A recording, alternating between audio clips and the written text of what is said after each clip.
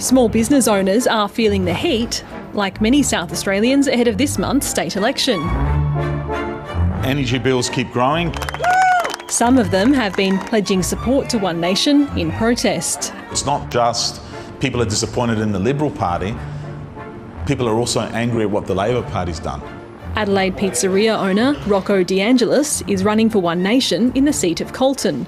He says he hasn't always been a One Nation supporter, but says his decision was partly influenced by the response to the Voice referendum and last year's Bondi massacre.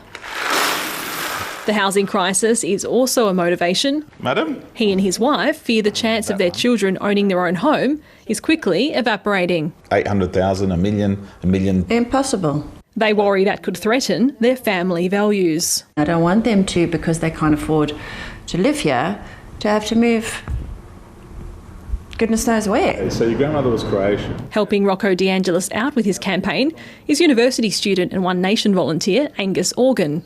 He says his frustrations with the major parties date back to the COVID-19 pandemic, when his parents and brother all lost their jobs. My family's opinion and my opinion from that time was that they handled the Australian public very harshly, and we haven't received many apologies from those politicians at all.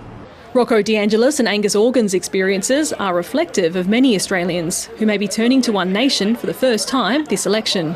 Political analysts say One Nation's strength is its perceived authenticity.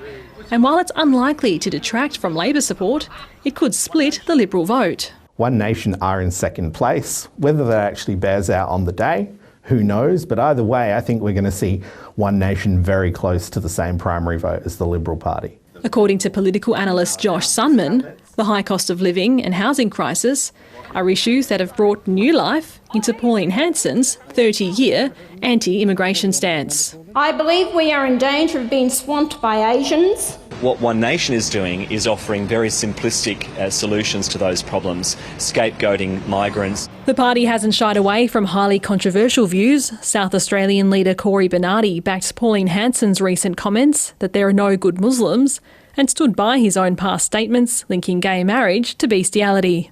What's happening in South Australia isn't unique. Analysts point to global trends where frustration with mainstream politics is fueling populist movements, from the rise of Donald Trump in the US to Giorgia Meloni in Italy. With the South Australian election just days away, it'll be the first test to see whether One Nation's rise in popularity will have an impact at the ballot box. Brianna Fiore, ABC News.